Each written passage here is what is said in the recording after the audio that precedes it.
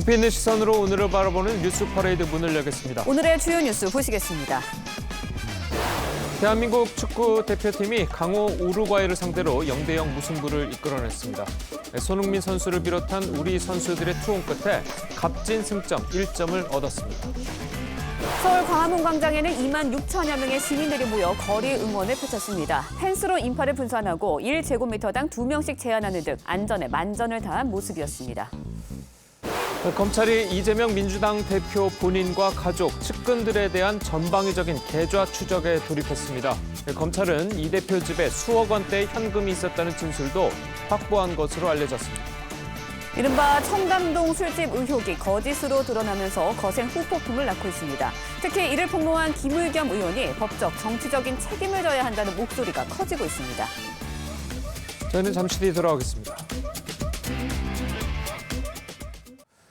대한민국 축구 대표팀에 대한 응원은 거리에서도 이어졌습니다. 서울 광화문 광장에 경찰 추산 2만 6천 명이 넘는 시민들이 모이는 등 전국 12곳에서 열띤 거리 응원이 펼쳐졌습니다. 계속해서 차정승 기자입니다. 거리 응원장이 마련된 광화문 광장은 어둠이 내리면서 붉은 물결로 변했습니다.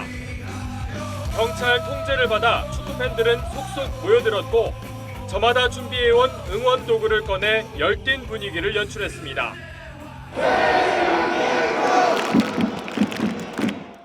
대표팀이 찬스를 잡을 때마다 인파는 술렁였고 골대 위에 살짝 지나갈 때 너무 긴장했고 심장이 너무 뛰었고 너무 아쉬웠어요. 발베르데의 크로스에 이은 고딘의 헤더가 한국 골대를 맞고 나왔을 땐 머리를 감싸줘야 했습니다. 그게 먹힌 줄 알고 안 보다가 한성 소리 듣고 나서 안 들어갔구나 듣고 이제 그때 다시 봐서 심장이 철렁했어요 진짜. 벤투호의 탄탄한 수비 조직력은 우루과이 스타 플레이어들을 당황스럽게 만들었습니다.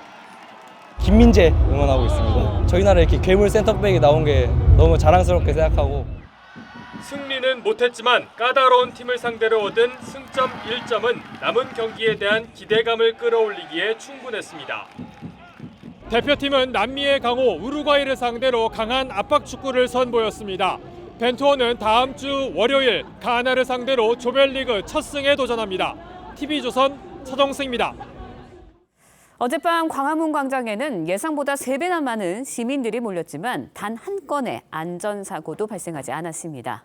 이태원 참사 직후 치러지는 거리 응원인 만큼 응원 공간과 보행로는 철저하게 구분됐고 경찰의 적극적인 인파 관리에 시민들도 협조를 아끼지 않았습니다. 신유만 기자의 보도입니다. 경찰들이 늘어나는 인파에 맞춰 바쁘게 움직이며 펜스를 점검합니다. 광장 한켠에는 소방관이 상주하는 응급센터가 마련됐고 응원 공간과 보행로는 철저히 구분돼 만약의 사태에 대비했습니다. 경찰분들이 되게 많이 고생을 하시는 것 같아요. 그래서 안전, 이태원 사고도 있어가지고 그런 거 되게 신경 쓰시는 것 같아서. 경찰과 서울시, 붉은 악마가 투입한 안전관리 인원만 1,400명. 응원 공간을 총 5개로 나눠 밀집 상황이 생기지 않도록 관리했습니다. 구역마다 인원 좀 어느 정도 차면은 이제 아예 못 들어오게 하시고 그러시더라고요. 그래서 그게 좋았어요. 어젯밤 광화문 광장에 몰려든 인파는 당초 예상 8,000명을 크게 웃도는 2만 6천 명. 하지만 안전사고는 한 건도 없었습니다. 가져온 쓰레기를 되가져가는 성숙한 시민의식도 돋보였습니다. 시민분들께서 다 같이 쓰레기 다 정리하시고 여기 방범대 분들도 같이 정리해 주시더라고요. 아이의 안전을 고려해 거리 응원 대신 실내 응원을 펼치기도 했습니다. 쌀쌀한 날씨에 실내에서 치맥을 즐기며 선수들을 응원하는 시민들도 많았습니다. 완전적으로 걱정되는 부분이 있어서 좀 실내에서 응원하게 됐습니다. 같이 술도 먹고 이렇게 같이 응원하는 그런 좀 상황이 재밌을 것 같아서. 우리의 응원 문화가 한층 성숙해지는 모습입니다. TV조선 신유만입니다.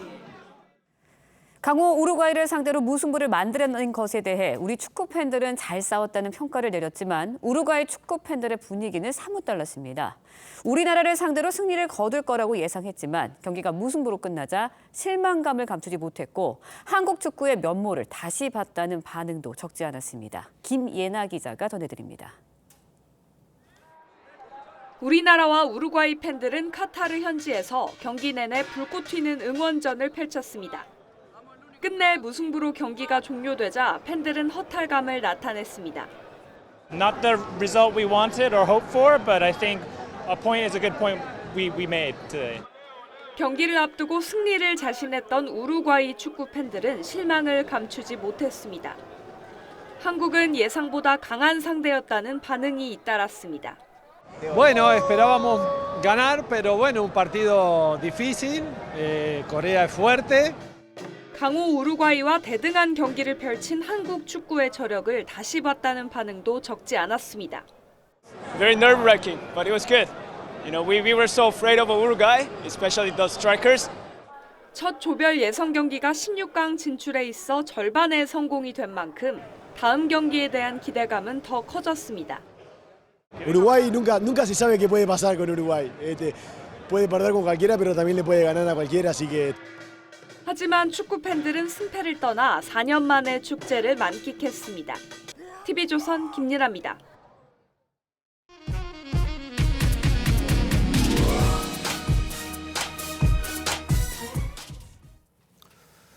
검찰이 민주당 이재명 대표와 가족 측근에 대한 계좌 추적에 나섰습니다. 검찰은 이 대표 자택에 억대 현금이 보관돼 있었다는 진술도 확보했는데 대장동 일당에 돈이 유입된 건 아닌지 의심하고 있습니다. 조성호 기자의 보도입니다. 검찰은 최근 법원에서 이재명 대표와 가족, 측근들의 계좌영장을 발부받아 계좌 추적에 나섰습니다. 이 대표와 주변인들의 자금 거래를 확인하기 위해서입니다. 검찰은 이 대표의 부인 김혜경 씨의 법인카드 유용 의혹을 폭로한 A씨를 참고인으로 불러 조사하는 과정에서 이 대표의 집에 수억 원의 현금이 있었던 사실도 확인했습니다.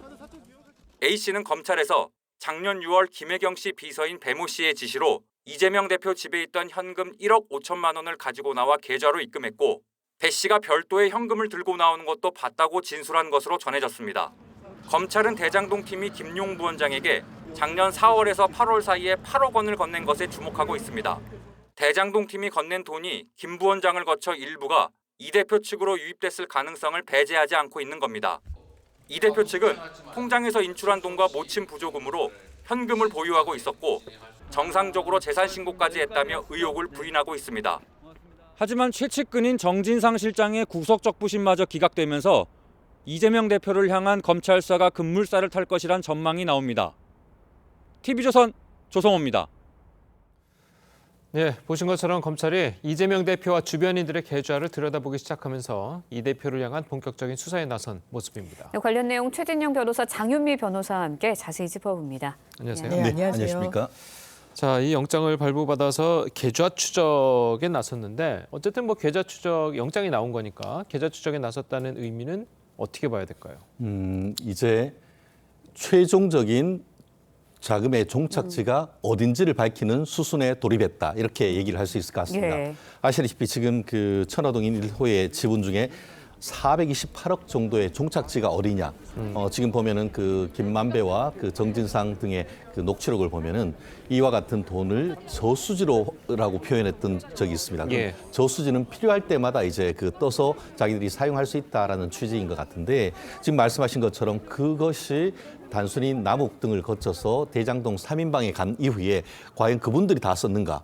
지금 보면은 그 작년 그 초 같은 경우에는 민주당 대선 경선이 있는데 대선 경선 자금과 관련해 가지고 지금 보면은 남욱 변호사는 한 20억 정도를 그 대장동 3인방이 요청을 했고 그 중에 실질적으로 8억 원이 넘는다는 돈을 그 경선 자금 명목으로 그 돈을 줬다라고 하기 때문에 그 자금이 결국은 흘러가서 지금 이재명 대표에게 현금으로 전달된 것이 아닌가 하는 의혹을 가지고 얘기를 하고 있는 반면에 지금 이재명 대표 측에서는 그것이 아니다라고 지금 강력하게 반발을 하고 있는데 어쨌든 법원으로서는 영장을 발부했다라는 점에 있어가지고는 지금 말씀드린 것처럼 배임죄라든가 정치자금법이라든가 뇌물죄와 관련되는 어떤 혐의에 대한 일정 부분의 소명은 있었다라고 볼 수 있는 부분이 있기 때문에 과연 이 부분이 어떤 식으로 해서 단순히 계좌 추적을 넘어서 이재명 대표의 자택에 대한 압수수색 등 강제 수사로 이어질지 여부에 대해서 좀 촉각을 곤두세워야 될 것 같습니다. 네, 그런가 하면은 김혜경 씨의 이재명 대표의 부인이죠. 김혜경 씨의 법인카드 유용 의혹을 폭로한 A 씨로부터 검찰이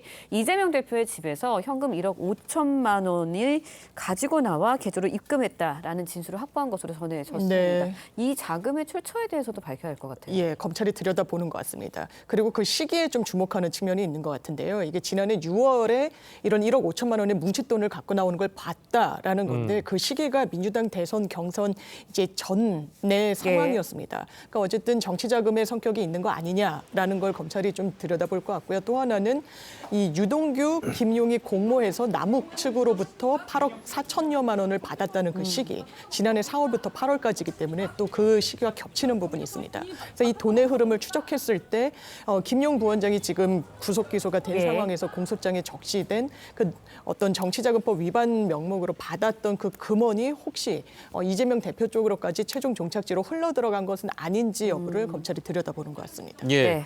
자, 들으신 것처럼 이제 그 8억 원이 과연 이 1억 나온 돈 1억 6천여만의 일부이냐. 자, 이런 의혹을 이제 검찰이 하고 있는 것 같은데 검찰의 이 의혹에 대해서 변호사님은 좀 어떻게 생각하십니까? 아직까지는 뭐 이재명 대표 측에서 다른 사람들하고 달리 구체적으로 지금 반박을 하고 있습니다. 그렇기 때문에 과연 이것이 사실인지 여부에 대해서는 앞으로 좀 추가적인 수사가 필요할 것으로 보이는데요.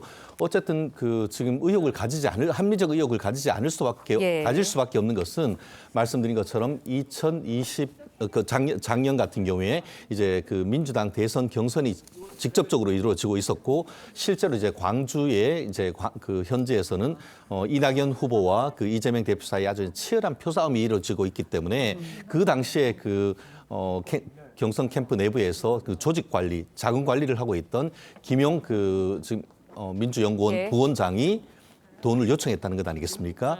그와 같은 돈이 과연 이 부분으로 이제 흘러가는지 여부에 대한 것이 까마귀 달자 배 떨어지는지 과연 그 시점이 거의 비슷하게 되는 것이고 실제로 보면 돈을 받은 것 중에 지금 그 김영 부원장이 썼는 내용에 대해서 제대로 지금 묵비권을 행사하고 있지 않습니까? 그렇다고 하면은 말을 하면은 그 부분에 대해서 지금 그 쉽게 인정될 수 있겠지만 그 돈을 얘기하지 않고 있다고 하면은 결국은 그 검찰로서는 법원의 압수수색 영장을 통해서 그 내용에 대한 그 확인 작업이 불가피하기 때문에 결국 그 영장 청구를 통해서 지금 뭉칫돈의 흐름을 추적한다고 하면은 사실 사람은 거짓말을 하지만 돈은 거짓말을 하지 않는다라는 우리 격언이 있듯이 이 정도에 되는 돈이라고 한다고 하면은 그 흐름을 그렇게 어렵지 않게 지금 확인할 수 있지 않을까 생각을 합니다. 네, 검찰이 이재명 대표와 주변인들에 대한 계좌를 들여다보기 시작했습니다. 만약에 수상한 점이 발견이 된다면 그 이후의 수사는 어떻게 진행이 되나요? 이젠 사람을 부르는 것밖에 방법이 없습니다. 돈의 흐름을 먼저 쫓게 되면은 그것을 이제 증거로 확보한 이후에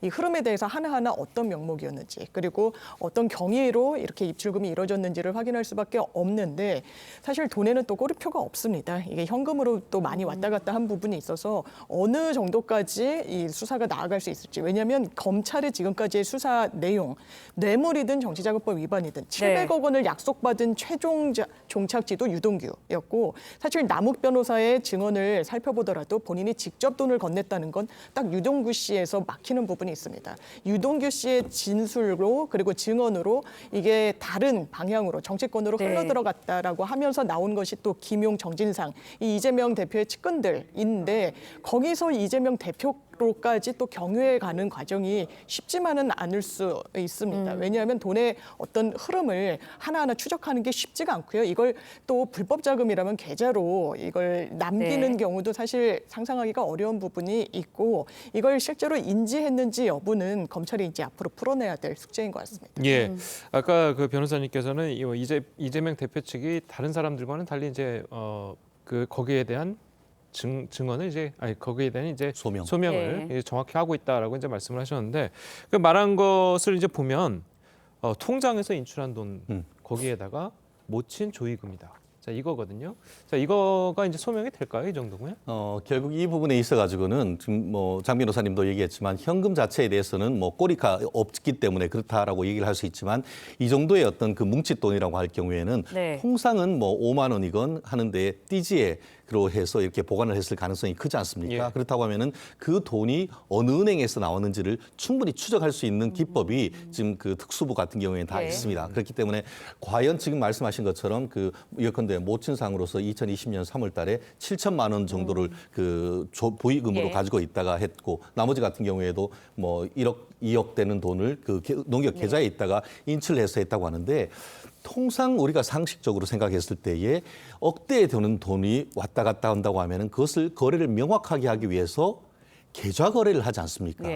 그래놔야 나중에 소명을 할 수가 있으니까. 근데 그걸 굳이 현금으로 가지고 있다가 뭐를 어떤 식으로 썼다라는 것이 과연 우리가 그 최근에 있어서의 금융실명법 이후에 있었던 상식에 부합하는지에 대해서는 조금 아직까지 의문이 있는 것 같은데요. 나름대로 지금 말씀하신 것처럼 뭐 김용이라든가 정진상이라 이런 사람들과 달리 그 이재명 대표가 이 현금 자체에 대해서는 아주 적극적으로 지금 그 소명을 하고 있기 때문에 이 부분을 뒤집을 수 있는 그런 그 확실한 어떤 자금 흐름 같은 것들은 검찰에 입증을 해야 되는데 말씀드린 것처럼 얼마 전 같은 경우에는 민주당의 노웅래 의원의 그 계좌에 그 집에서 수억 원의 어떤 현금이 나왔고 했다고 하는데 거기 그런 것들 보면은 예컨대 저런 거죠.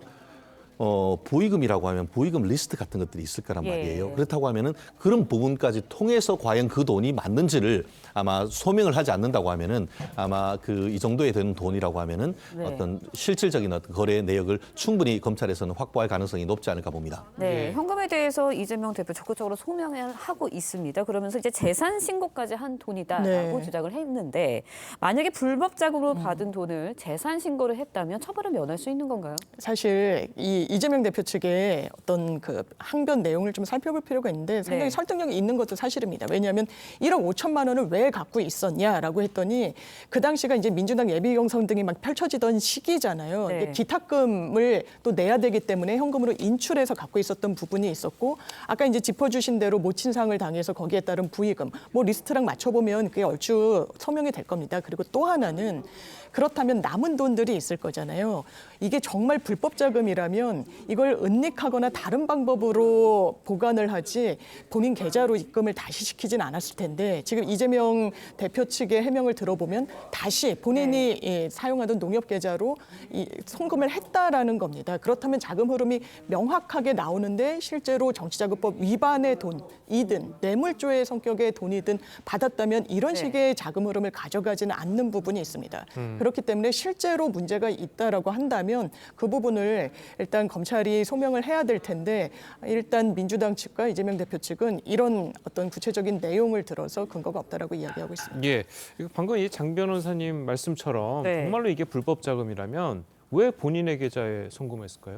그렇습니다. 그렇기 때문에 저 또한 이 부분에 대해서 좀 조심스럽게 그 접근하는 것도 사실입니다. 다만 그럼에도 불구하고 우리가 보통 사람의 상식으로 봤을 때 집에 수억 원의 뭉칫돈을 가지고 있다라는 사실 자체가 우리가 납득하기 어렵죠. 특히 최근 같은 경우에는 이자율이 올라가지고 예컨대 10억 정도의 현금이라고 하면은 연 7천만 원, 1억이라고 하면 한 700만 원 정도의 어떤 이자가 수익이 나올 수 있는 것인데 특히 그럼에도 불구하고 그것을 현금으로 가지고 있다? 그렇다고 하면 그 돈이 과연 정상적으로 조성된 돈인가에 대한 의문이 지금 생기지 않을 수 없는 것 아니겠습니까? 그리고 예컨대 향후에 또 문제될 여지가 있는 것이 그 저희도 이제 뭐 아버지 어머니가 돌아가시고 했습니다만 그에 따른 보의금이 수천만 원 뭐 하고 나서 7천만 원이 있었다는 사실 자체도 좀 보통 사람으로서 놀라울 수밖에 없는데 어쨌든 그 현금 자체를 가지고 뺐고 그 돈을 보면은 배모 사무관이라든가 지금 그 지난번에 이제 그 경기도 법인카드와 관련되는 제보를 했던 사람에게 현금 뭉치를 주었던 이런 거래는 사실 상식적으로 우리가 납득하기는 좀 어려운 것 아니겠습니까? 그렇기 때문에 돈 거래 자체, 자금 흐름 자체에 대해서 현금을 넣었다는 점에 대해서는 저 또한 나름대로 어떤 그 자금을 관리하기 위해서 투명하기 위해서 노력했다라는 건 인정하지만 그 돈을 의도적으로 빼서 개인을 통해서 현금 심부름을 시켰다는 그런 점에서는 석연치 않은 점이 분명히 있기 때문에 이 부분과 관련해 가지고는 추가적인 압수수색이라든가 이 부분에 대한 소명이 왜 그런 식으로 현금을 관리를 했냐. 지금 얘기를 들어보면은 배모 사무관과 이런 심부름을 하면서 왜 우리한테 이런 심부름을 시키냐라고 하면서 불만을 토로했다는 그런 증언까지 나온다고 하면은 과연 이와 같은 거래가 어떤 문제가 없는 것인지에 대해서는 이 대표 측에서 충분한 소명을 해야 된다고 봅니다. 예, 방금 말씀하신 것 중에 이제 이 대표의 모친상이 2020년 3월에 있었잖아요.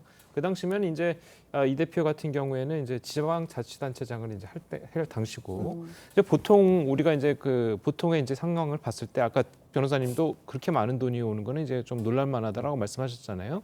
보통 지방자치단체장에는 이제 공직자들 같은 경우에는 모친상이나 이제 부친상을 당하면 부의금은 잘 받지 않는 그런 경우가 많거든요. 그런 경우는 좀 어떻게 봐야 될까요? 그렇습니다. 결국 이 부분에 있어 가지고는 부의금을 빙자한 뇌물성 부의금을 낼 가능성도 충분히 있거든요. 나아가서 최근 같은 경우에는 이른바 김영란법이 있지 않습니까? 예. 그렇기 때문에 제 친구 같은 경우에도 예전에 현직에 판사로 있던 친구 부친상에다가 제가 10만 원을 했더니만 나중에 5만 원을 송금해서 돌려준 케이스가 있습니다. 그렇기 때문에 이 부분에 있어 가지고 과연 향후에서는 김영란법 위반 이 문제와 나아가서 그 리스트가 있다고 한다고 하면은 생각보다 많은 금액을 한 경우에는 말씀드린 것처럼 추후에 대선에 가거나 그랬을 때의 어떤 보험조로 뇌물성 이런 부의금이 있을 가능성도 있기 때문에 이런 부분에 대해서도 추가적인 어떤 수사가 이루어질 가능성은 여전히 살아있지 않을까 생각을 합니다. 네, 정진상 실장 관련한 질문 짧게 드릴게요.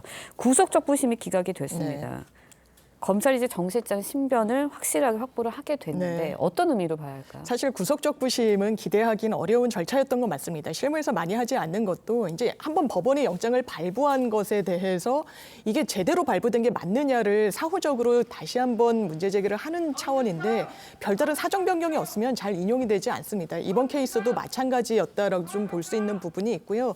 그렇기 때문에 일단 측근이 구속됐다라는 거는 이제 다음 수순이 이재명 대표다. 라는 것은 부인할 수가 없는 사실이고 이미 그 사실관계에 큰 변수로는 작용하지 않을 것 같습니다. 네, 알겠습니다. 자, 오늘 두 분 변호사님 말씀은 여기까지 듣겠습니다. 잘 들었습니다. 네, 감사합니다. 네, 법원이 민주당 정진상 당대표 정무조정실장의 구속적부심 청구를 기각했습니다. 구속적부심 결과를 보고 정 실장의 사표를 철회하겠다던 민주당은 일단 지켜보자며 수리하지 않았습니다. 권은영 기자의 보도입니다. 법원은 대장동 사업자들로부터 1억 4천만 원의 뇌물을 받은 혐의를 받는 정진상 실장의 구속 적부심에서 구속 필요성을 인정하는 결론을 내렸습니다. 하지만 민주당은 정 실장의 사표 수리 여부에 즉답을 피했습니다. 실제로 이제 당직을 수행할 수 있는 여건이 되느냐 안 되느냐 부분이 좀 중요할 것 같아요. 이재명 대표와 최측근들에 대한 사법 리스크가 본격화되면서 비명계는 이 대표가 유감 표명은 해야 한다고 압박했습니다. 원래 정치는 책임지는 거라고 하지 않습니까? 네. 노무현 대통령, 안희정 전 지사가 네, 그렇죠. 구속이 되니까 그렇죠. 아주 절절히 그때 유감 표명을 하셨습니다.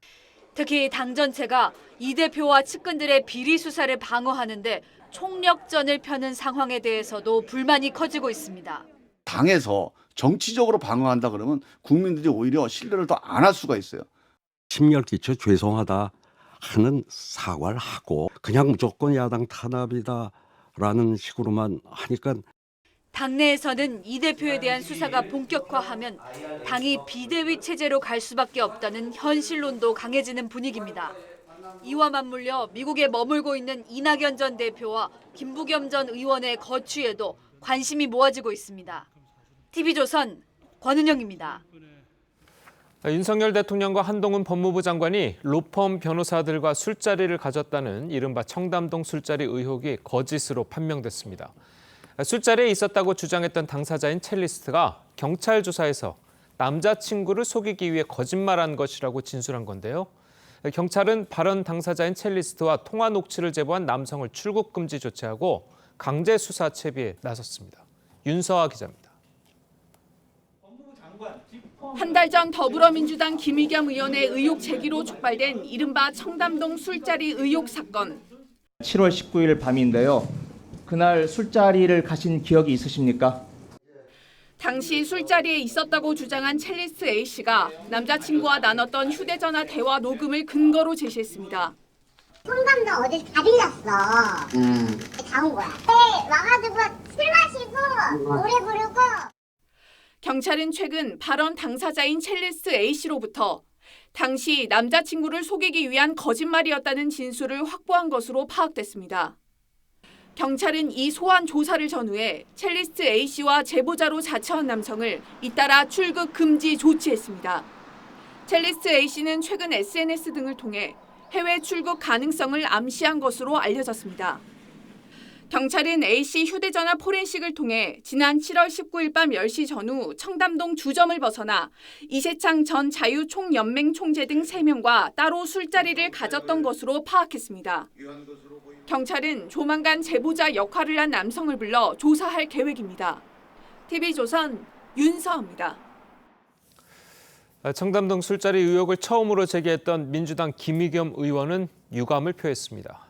기자 출신인 김 의원이 사실이 아닌 내용을 확인도 제대로 하지 않고 면책 특권을 이용해 폭로했다는 비판도 나오고 있습니다. 한동훈 법무부 장관은 법적 책임을 지라고 했습니다. 고희동 기자입니다. 김의겸 의원은 입장문을 통해 윤석열 대통령 등 관련된 분들에게 심심한 유감을 표한다고 했습니다. 자신이 술자리 의혹의 당사자로 지목한 한동훈 법무부 장관은 유감 표명의 대상으로 언급하지 않았습니다. 그러면서 청담동 술자리 의혹이 거짓말이었다는 진술이 사실이라면이라고 유감 표명의 조건을 달았고 다시 그 상황이 돼도 같은 질문을 할 것이고 국회의원이 당연히 할 일이라고 주장했습니다. 한동훈 장관은 사과는 필요 없고 법적 책임을 져야 한다고 민사와 형사 고소를 예고했습니다. 입만 열면 거짓말하면서도 지금까지 단 한 번도 책임을 지지 않았습니까? 확실하게 법적 책임을 이번에 묻겠습니다. 김 의원의 폭로가 거짓으로 드러나면서 김 의원을 옹호하고 TF 구성까지 장담했던 야당 지도부에 대한 책임론도 커지고 있습니다. 반드시 TF를 구성해서 실체적 진실을 밝히는 것이 바람직하다고 생각합니다. 국정감사장을 야바이판으로 만든 한동훈 장관은 적반하장식 모렴치한 행태에 반성하고 사죄하십시오. 민주당 일각에서도 김 의원이 대변인직을 유지하는 건 문제가 있다는 기류가 강해지고 있습니다. 여당은 김 의원이 이유대사 발언까지 왜곡했다가 항의를 받고 사과한 것까지 거론하며 의원직 사퇴를 요구했습니다. 더 이상 공인 지위에 있어서는 안 되는 인물이라고 판단합니다. 의원직을 사퇴해서 본인의 말과 행동에 책임지는 TV조선 고희동입니다. 대장동 사건을 수사 중인 검찰이 이재명 대표에 대한 본격적인 수사에 착수하면서 정치권에도 상당한 파장이 번지고 있습니다. 두 분과 함께 자세히 짚어보도록 하겠습니다. 신성범 전 새누리당 의원 그리고 김종욱 전 청와대 행정관 나오셨습니다. 안녕하세요. 안녕하세요. 자, 먼저 이재명 대표의 사법 리스크 관련해서 민주당에서 나온 이야기들을 들어보겠습니다.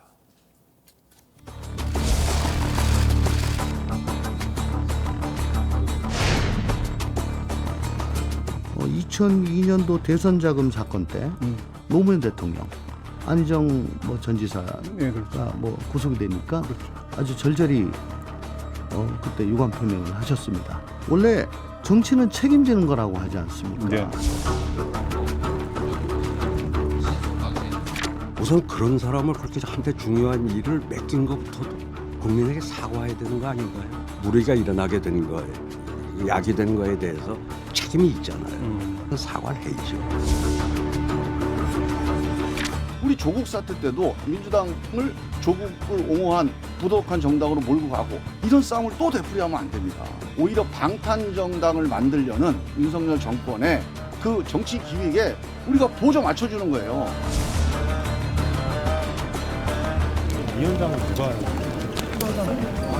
말씀하신 거 이제 기각될 텐데 그래도 짜고 한마디라도 해주실 말씀 있을까요? 문제가 너무 어렵다. 예, 보신 것처럼 민주당 내에서도 이전에 이재명 대표가 직접 나서서 사과나 유감 표명을 해야 한다는 목소리가 비명계 중심으로 계속 나오고 있습니다. 자, 그런데도 불구하고 이재명 대표가 유감 표명이나 사과 같은 것을 하지 않는 이유는 어디 있다고 보십니까? 유감 또는 사과를 표명한다고 이 문제가 해결될까? 다시 말하면 자신의 턱 밑에까지 온 검찰 수사가 멈춰질까? 아닌 거는 본인이 알고 있을 거 아닙니까? 지금 상황이 어디까지 왔습니까? 측근 2명이 돈을 받아서 구속됐는데 그 돈의 쓰임새는 전부 다 세 단계, 다시 말하면 성남시장 재선 때 2014년 경기도지사 선거 때 대선 후보 경선 때 쓰여졌다는 사실은 지금 검찰 수사에서 거의 사실로 굳어지고 있는 상황이다. 또한 가장 불리한 게 앞서 구속됐던 3명은 다 나와서 이재명 대표에게 불리한 진술을 하기 시작했고 측근 2명은 아예 들어가 버렸고 이런 상황이다 말이야. 심지어는 어디까지 나왔죠? 이게 그 천화동인 1호의 소유주가 실소유주가 성남시장실이었다는 이야기를 남욱이 법정에서 정언을 하는 단계까지 왔단 말이에요. 그 금액도 구체적으로 나왔잖아요. 이 정도라면 제가 이재명 대표라도 사과해가지고 뭐 해결될 문제가 아니라는 사실은 너무 명백하니까 하고 싶어도 못하는 그런 거라고 저는 보여지는데요. 예. 자, 뭐 아까도 들으셨겠지만 뭐 제2의 조국 사태가 올 수도 있다. 뭐 이렇게까지 이야기하시는 분들도 있거든요. 뭐 제가 볼 때는 그러니까 조응천 의원, 뭐 박용진 의원, 뭐 유인태 전 의원님 이런 분들은 그렇게 말씀하셔도 상관이 없는데 김종민 의원이 저런 말씀을 하시는 건 좀 이해가 안 돼요. 조국 사태와 관련해서 조국 전 장관을 끝까지 옹호한 분이 이분 아니겠습니까? 그때는 옹호하는 것이 맞고 지금은 옹호하는 것이 틀리다라고 하는 이유가 뭔지 잘 모르겠고요. 예를 들면 적어도 다른 사람은 몰라도 당 내부에 있는 분, 또 당원과 국민이 선택한 당대표에 대해서는 저는 신뢰하는 것이 우선이 아닌가 생각이 들어요. 예. 아직까지 뭐 구체적인 결과가 아니 증거가 나오지 않은 상황이기 때문에 그런 말씀을 드리는 것이고 또 하나는 계속 방탄 정당 얘기하는데 방탄 얘기 최근에 나온 얘기입니까? 5월 달부터 지금까지 7개월 동안 이재명 당대표와 관련된 내용만 나오면 다 방탄하려고 했다고 얘기가 나왔어요. 저는 이건 좀 매우 제가 볼 때는 당 내부의 적전 분열의 양상인데 당 분위기는 이런 분들이 매우 소수인 상황입니다. 지금 상황을 어떻게 보고 있냐면 적어도 지금 국민의힘 또는 윤석열 정부의 검찰이 포괄적인 사정정국으로 몰고 가고 있다고 판단을 하기 때문에 거기에 맞서서 단일한 대우로 민주당을 지켜내는 것이 더 중요하다는 것이 전반적인 흐름이라는 생각이 들고요. 또 알기로는 제가 이재명 당대표도 어떤 이 부분과 관련해서 포괄적인 설명을 할 거라는 생각이 들어요. 말씀하신 것처럼 자기의 최측근이라고 얘기하는 정진상, 김용에 대해서 법원에서 어떤 형태로든지 구속영장에 대해서 받아들였기 때문에 무엇인가 범죄에 대해서는 그것이 일정 정도 이건 소명됐다라고 하는 판단들 한 측면들이 있기 때문에 그 부분과 관련해서 또 하나는 민주당 당원들과 국민들에게 어떤 형태로든지 이 사태와 관련돼서 논란이 되고 있기 때문에 이 부분에 대해서 당 대표로서 저는 포괄적인 설명은 필요하다고 생각합니다. 알겠습니다. 자, 저희는 다음 이야기도 해보도록 하겠습니다. 민주당 김의겸 의원이 국감장에서 제기했던 이른바 청담동 술자리 의혹이 거짓으로 판명이 됐습니다. 자, 영상을 보고 이야기 이어가겠습니다. 제가 제보를 받았습니다. 7월 19일 밤인데요. 그날 술자리를 가신 기억이 있으십니까?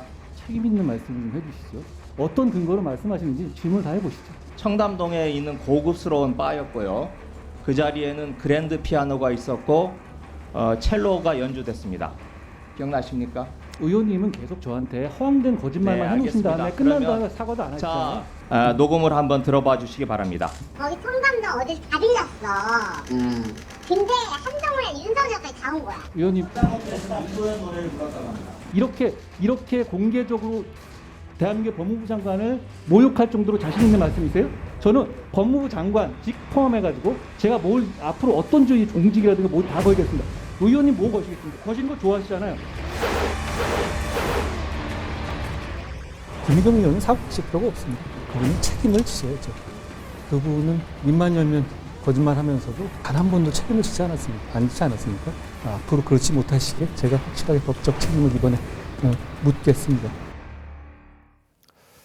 김의겸 의원이 술자리 근거로 제시했던 이 첼리스트 A씨 그리고 전 남자친구와의 대화에 대해서 이 발언 당사자인 첼리스트 A씨가 경찰 진술에서 남자친구를 속이기 위한 거짓말이었다. 자, 이렇게 이야기를 했습니다. 자, 결국 이게 뭐 사실 확인도 제대로 되지 않은 것을 가지고 김의겸 의원이 국감장에서 이제 공개적으로 질문을 한 건데, 자, 이 상황을 어떻게 보셨습니까? 참 뭐 서울 청담동 고급 바, 그랜드 피아노, 첼로, 새벽 술자리, 김현장 변호사, 윤석열, 한동훈 멋지게 들리는 건데 저는 처음부터 이 참 근데 한동훈 장관의 반응이 격렬했잖아요. 예. 난 제로 콜라. 그리고 소문이 다. 그다음에 한동훈이 깨졌으면은 윤석열 대통령이 갔을 가능성이 제로인데 왜 이런 이야기를 왜 할까? 왜 그 대목에 제가 보기에는 확정 편향이다. 흔히 하는 말로 확정 편향. 그 말 설명이 안 되는 거예요. 왜? 저 상대편, 다시 말해 한동훈, 윤석열 대통령 정도 사람들은 저렇게 새벽에 가서 저렇게 마시는 사람들일 거라는 전제가 깔려 있고 그렇게 깔리는. 상식적으로 본다면 우리가 야 아무리 대통령이 술을 좋아한다 치자. 근데 새벽 3시까지 경호원들 많이 있는데 가서 마실 리가 있겠어라는 상식적인 질문이 왜 의문이 왜 안 들었을까? 말이 되는 소리냐고. 이게 뭐 김현장에 30명이 결국은 이렇게 된 거잖아요. 저 첼리스트와 뭐 이세창이라는 사람이 좀 알았던 거고, 이세창 씨는 제가 보기에는 이런 거예요. 제 느낌으로는 나 윤석열 대통령도 만들었고 내가 뭐 정치적으로 굉장히 거물인 양, 영향이 있는 양 자랑을 했을 테고, 그걸 들은 첼리스트는 대단한 분이라고 생각했고 그 입을 통해서 한동훈, 윤석열 이름을 들었을 테고, 누구는 또 뭐 동백 아시를 불렀을 테고, 이런 걸 다 조합해가지고 남자친구한테 그냥 거짓말 한 거죠. 이걸 믿었던 의원이나 그다음에 믿었던 뭐 언론사나 또 이걸 설마 그럴 거라고 굉장히 동조했던 많은 사람들 마음속에 좀 생각을 해봐야 돼. 내가 왜 믿었던가. 무섭잖아요, 좀. 그러니까요. 알겠습니다. 자, 어쨌든 김의겸 의원과 당시에 이제 국정감사장에서 설전을 벌였던 한동훈 장관은 사과할 필요도 없고 법적으로 책임을 져야 된다. 자, 이렇게 이야기를 했습니다. 자, 그런데 국회의원이 이제 국정감사장에서 발언을 했기 때문에 이제 면책특권이 있잖아요. 자, 그렇다면 법적 책임을 어떻게 질 수가 있을까요? 일단 뭐 지금 제기가 되는 게 이제 한동훈 법무부 장관은 법적 책임을 져라 얘기하고 있고, 국민의힘에서는 정치적 책임을 져라 이런 얘기를 하고 있는데요. 지금 이미 법적 책임 절차는 진행되고 있지 않습니까? 예. 수사가 진행되고 있으니까 수사 관련해서 이것을 경찰이 기소할지 여부를 판단할 거고, 그다음에 그거에 대해서 검찰이 최종적으로 다시 판단을 하겠죠. 저는 재판부에서 이 문제를 판단하면 되는 문제라는 생각이 드는데, 말씀하신 것처럼 면책특권 뒤에 숨는 건 문제가 분명히 있어요. 최대한 이것이 사실인지 아닌지 확인할 수 있는 어떤 그런 절차는 필요하다고 생각이 드는데, 그런 절차가 안 된 측면이 있기 때문에 지금 논란이 되고 있는 측면이 있습니다만, 저는 면책특권 문제와 관련해서도 거짓을 알고 있는지 안 했는지에 따라서, 만약에 거짓을 알고 있다고 얘기한다면은 면책특권에도 불구하고 유죄의 판단을 받을 수 있습니다만, 그건 아직 확인이 안 된 상황이기 때문에, 그리고 일단 뭐 악법이라도 면책특권은 법이기 때문에, 예를 들면 한동훈 법무부 장관도 옛날에 핸드폰 비번 안 알려줬어요. 왜? 자기 권리라고 얘기하면서 안 알려준 측면이 분명히 있는 거죠. 저는 그래서 김의겸 의원 같은 경우 수사에 성실히 임해야 된다고 생각을 하고요. 대변인직은 사퇴하시는 게 맞아요. 왜냐하면 국민들이 봤을 때 소위 제1야당의 대변인을 신뢰할 수 없다고 얘기하면 앞으로 나오는 논평에 대해서도 확인할 수 없고 신뢰할 수 없기 때문에, 저는 본인이 그 부분에 대해서 판단할 필요는 있을 것 같고, 그다음에 계속 좀 국민의힘이 사퇴하라고 말씀하시는데, 김용판 의원은 사퇴하셨습니까? 의원직 사퇴를 말씀하셨죠. 예, 의원직 사퇴를 얘기하니까 국감장에 나와가지고 조폭 돈 뭉치라는 사진을 보였는데 다 가짜 사진으로 다 확인됐잖아요. 김용판 의원 같은 경우는 국민의힘 내부에서 사퇴시켰습니까? 그러니까 제가 볼 때 다 서로 내로남불이라는 생각이 드는 거란 생각이 들고요. 아직도 지금 예를 들면 소위 첼리스트의 진술에도 불구하고 여러 가지 문제 제기를 하면서 사실을 믿지 않는 분들이 분명히 있어요. 뭐 말씀하신 것처럼 이세창 씨가 청담동에 10시까지 있었다고 얘기하는데, 이세창 씨는 계속 청담동에 있지 않았다고 얘기했었죠. 강서구에 있었다고 얘기했었죠. 그렇다면 이건 누구 말이 맞는 거야 라고 하는 측면 하나하고, 또 하나는 룸바에 대해서 모 일간지가 기사로 보도했는데 거기에는 간판이 있다는 건데 녹취록에 간판이 없다는 것이 있죠. 그다음에 또 전 남친에게 거짓말했다고 얘기하는데, 이유는 늦게 들어가서 전 남친에게 얘기하려고 했다는 건데, 이걸 또 다른 사람 한두 명한테 동일한 얘기를 했다라고 얘기하는 진술이 또 나오고 있는 측면들이 꽤 있기 때문에, 저는 뭐 이것의 진실은 뭐 첼리스트 진술이라고 하는 측면들이 더 가장 중요한 거라고 생각이 들긴 합니다만, 아직까지 경찰의 최종 수사 결과가 남아 있기 때문에 김의겸 의원은 그때까지 심심한 유감 수준의 어떤 반응을 보일 것 같고요. 나중에 아마 최종 결과가 나오게 되면 본인이 말씀하신 것처럼 법적인 책임은 진행되고 있으니 정치적 책임에 대해서 본인이 판단하셔야겠죠. 그 부분에 대해서. 예, 그래도 뭐 가장 중요한 이제 발언자가 이제 거짓말이라고 이제 경찰에 진술을 한 상황이 있기 때문에, 자, 그 부분은 좀 유념해서 좀 봐야 될 것 같고요. 자, 거기에 대해서 이제 김 의원이 이제 유감을 표명하면서, 이게 이제 중대한 제보였기 때문에 국회의원으로서 당연한 질문을 한 거고, 다시 예전으로 돌아가도 똑같이 할 거다 이렇게 진술했거든요. 왜 저렇게 하는지 모르겠어요. 이게 정확하게 말하면 뭐 심심한 유감, 사실은 정치권에서는 유감이라는 단어를 좀 없애자는 운동이 좀 벌어져야 될 판이라고 생각해요. 유감이라는 게 굉장히 다중적으로 해석되고 빠져나가는 수단인데 정확하게 말하면 자 제가 틀렸습니다. 제가 주장했던 게 사실이 아닌 걸로 밝혀졌습니다. 정말 죄송합니다. 제 판단 차고 있습니다라고 하면 될 것을 유감이라는 말로 빠져나가는 것도 저는 정말 제가 유감이고 이런데 뭐 돌이켜보면 왜 지금 김의겸 의원이 제가 보기에는 법적 책임도 굉장히 있어 보이는 게 더 탐사라는 매체와 협업을 했다고 본인도 이야기했고 그럼 다시 원점으로 가면 왜 중앙일간지의 법조팀장 사회부장을 한 기자 출신 정치인이 왜 믿었을까? 한 번도 의심하지 않았을까 하는 대목이 있는 거예요. 저 대목이잖아요. 왜 믿었냐고요. 한 번 더 확인. 처음부터 우리가 처음부터 말 나올 때부터 최소한 윤석열 또는 한동훈의 노래 녹취라든지 노래를 하는 장면이라든지 그런 육성은 아무도 없는 한 여성과 남자친구와의 대화밖에 없었단 말이에요. 녹취를. 그걸 믿고 와서 저렇게 국정감사장에서 흔들어댔다는 자체가 제가 보기에는 문제가 있었다. 그럼 왜 믿었느냐? 더 탐사라는 매체를 너무 믿은 거예요. 더 탐사에 왜 믿었습니까? 이런 거잖아요. 기자가 물어봤어요. 이세창 전화해서. 한동훈 장관하고 윤석열 대통령하고 김현장 변호사들과 모임이 있었잖아요. 이세창 씨가 물어서 예. 이때 예는 뭡니까? 질문이 모임을 같이 했습니까라고 물은 게 아니에요. 모임이 있었잖아요. 이 양반은 지나가는 말처럼 예. 대화를 이어가기 위해서 예 한 거예요. 이것을 더 탐사 기자는 시인했다라고 본 거예요. 그다음에 자 그런데 중요한 얘기예요. 윤 정부 출범 과정에서 큰 역할을 하셨다고 들었습니다. 당의 중심적인 역할을 하셨다고 했는데요. 그 대화가 윤석열 대통령하고 한동훈 장관이 어떤 취지의 대화를 나눴습니까라고 물어보는 거예요. 이 양반은 하는 말이 아니 대통령하고 장관이 나눈 대화를 내가 뭐라고 설명합니까? 아 걸렸네. 이 양반이 모임은 있었고 대화는 비밀로 하려고 하는구나라는 그 확정 편향의 대표적인 사례예요. 예. 그 말을 더 탐사는 그렇게 받고 더 탐사 말을 그대로 받아서 김의겸 의원은 한 번의 의심도 없이 내지른 거예요. 여기에 대한 책임을 어떻게 할 거예요? 예. 자, 그러니까 그 예전에 이제 김의겸 의원 같은 경우에는 예전에 김의겸 의원이 이제 청와대 대변인을 하던 시절에 그 언론 보도에 대해서 한 언론 보도에 대해서 기자들한테 왜 팩트 체크도 안 하고 이렇게 국정의 중요한 일을 보도하느냐? 기자의 가장 중요한 일은 팩트 체크 아니냐? 자, 이런 뉘앙스의 이야기를 한 적이 있거든요. 예. 자, 그런데 국회의원이 돼서는 왜 이런 팩트 체크를 하지 않았을까라는 이제 궁금증이 일반 시민들한테서도 나오고 기자들한테서도 나오고 있는 겁니다.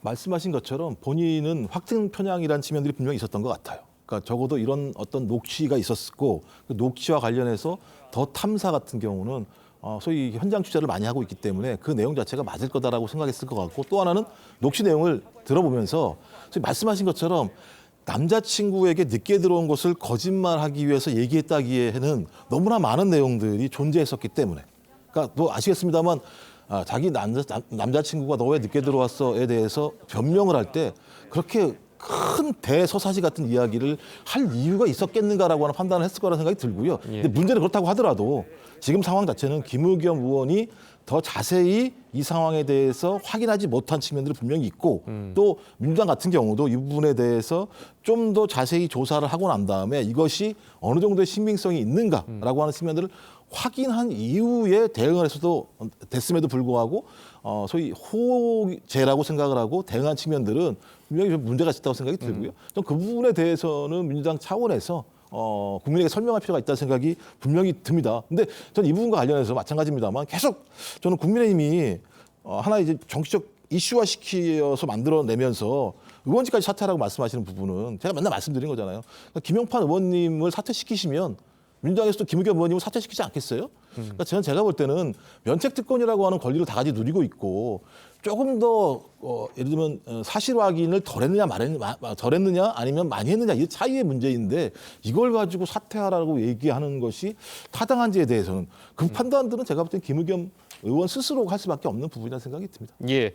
자, 사실 뭐 그 국회의원들도 물론 그렇겠지만 기자들 같은 경우는 제보가 어마어마하게 많이 들어오고 그 제보들을 판단을 할 때 가장 중요한 게 이게 과연 맞는지 팩트가 맞는지 그래서 제보하는 사람들이 일반적으로 본인 유리하게 이제 제보를 하는 경우가 많잖아요. 자, 그렇기 그렇죠. 때문에 그걸 확인하는 게 가장 중요하다고 뭐 언론계에서도 이렇게 배우고 있고 그리고 일반 기자 시민들도- 초년병 시절부터 배우는 그렇죠. 게 그거잖아요. 모든 걸 즉- 의심하고 확인해라, 계속 확인하라는 것은 뭐 상식처럼 돼 있는 이야기인데 그 이게 왜 이렇게 하나 따져보면 이게 좀 재밌는 대목 이런 거죠. 아까 말씀드렸지만 더 탐사 이세창 씨는 왜 더 탐사 기자 전화를 받았죠? 그 앞에 자유총연맹 총재를 지낸 분이 이세창 씨한테 전화를 한 거예요. 내가 아는 기자가 전화할 거야. 그리고 이 사람은 자기가 공이 많은 걸 대통령 선거 때 큰 공을 세운 것을 기사를 써주려고 하는 기자가 나한테 전화하는 거고 기다리고 있었던 거예요. 그래서 대통령이 모임을 물어보니까 그거는 됐고요. 빨리 나에 관한 걸 물어달라 이거예요. 공을 세운 이야기를. 그런데 자꾸 이 기자가 이상을 묻는 거 아니에요. 대통령하고 한동훈이 만나서 이야기한 게 무슨 의미가 있습니까? 대통령하고 한동훈이 이야기한 걸 제가 어떻게 이야기를 합니까? 라고 한 거예요. 근데 그 기자는 걸렸다 이거. 다 시인하고 내용도 숨기려고 그러고 이렇게 한 거예요. 이 출발이. 근데 그 말을 제가 다시 반복하면 왜 김의겸 의원은 그 이야기를 듣고 그걸 또 믿냐고 본인이 한번 들어보고 한 번 더 확인해. 최소한 그 술집이라든지 그 바라든지 이런 데는 체크를 한번 해봤어야죠. 그걸 안 하고 그냥 면책 특검만 믿고 가서 털어제끼면서 잘 됐다. 그래서 그날 질의 순서도 가장 맨 앞으로 바꿔서 당의 도움을 받아가면서 이번에는 한동훈 잡겠다고 나섰던 건데 큰 헛발을 했으니 제가 원래 정치적 법적 책임을 면할 길이 없었다. 저는 이렇게 봐요. 알겠습니다. 자, 오늘 두 분 말씀은 여기까지 듣겠습니다. 잘 들었습니다. 고맙습니다.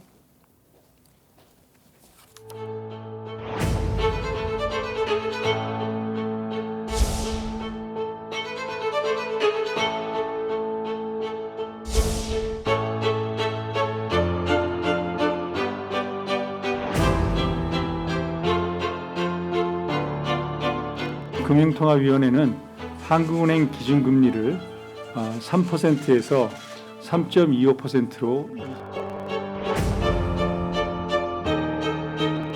자녀들한테 도와달라고 그만큼 부담 되니까 조금씩 나가서 부담하자. 그게 설득할 방법밖에 없지.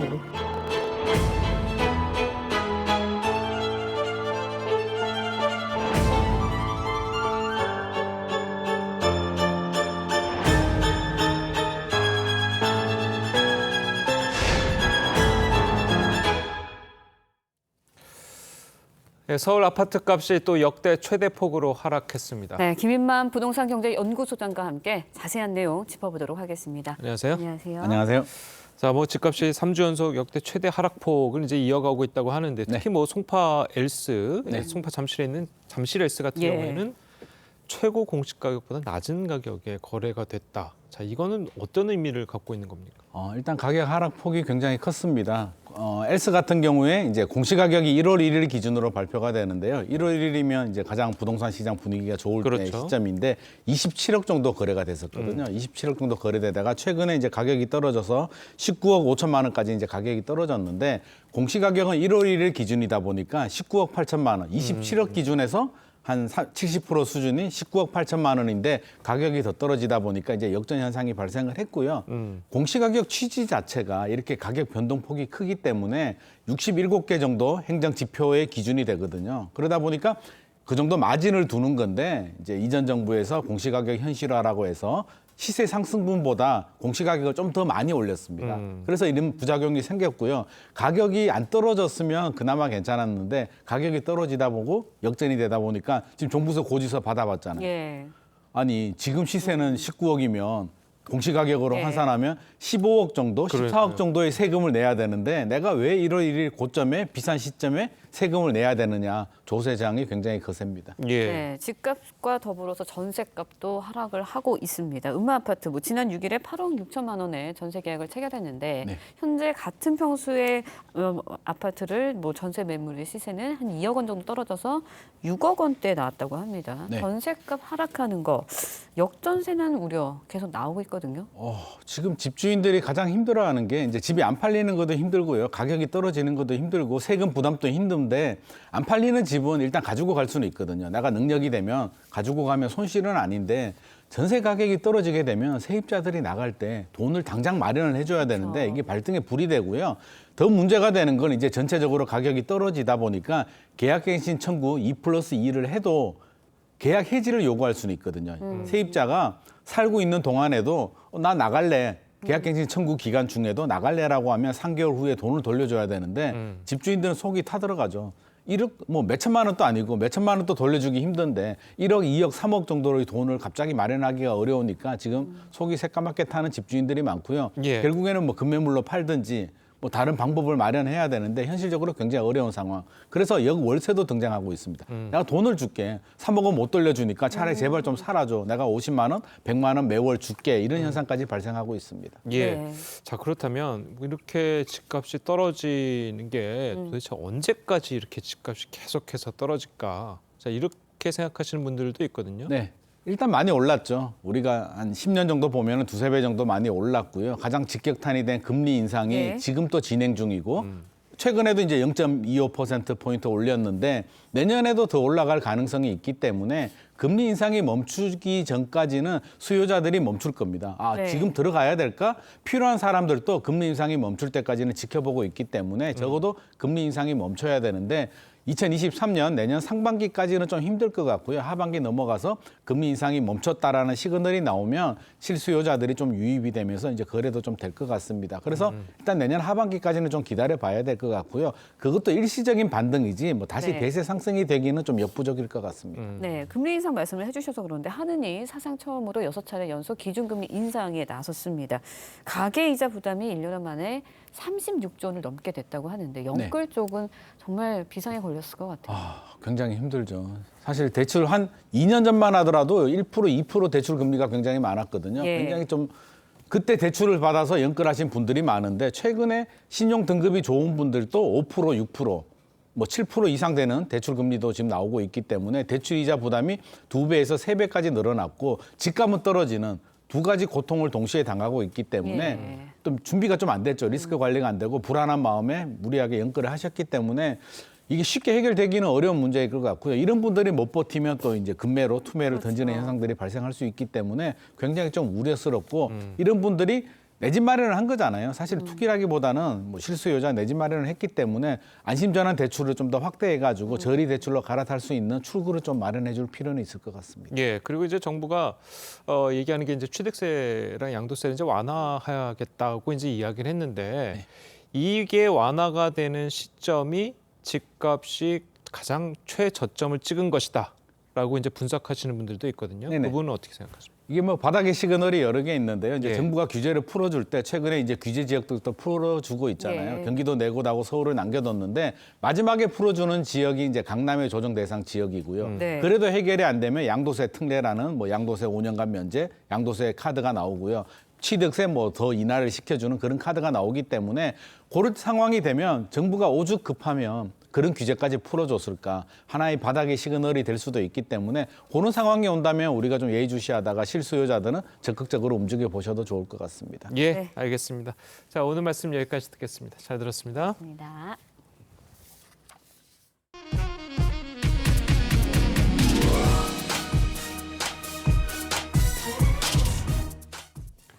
네, 부산의 한 주민센터에서 기초생활수급비가 적다고 난동을 부리던 60대 남성이 분신을 시도하는 아찔한 사건이 발생했습니다. 옷에 불이 붙자마자 옆에 있던 경찰관과 센터 직원이 재빨리 소화기를 뿌려 더 큰 불상사는 막을 수 있었습니다. 하동원 기자의 보도입니다.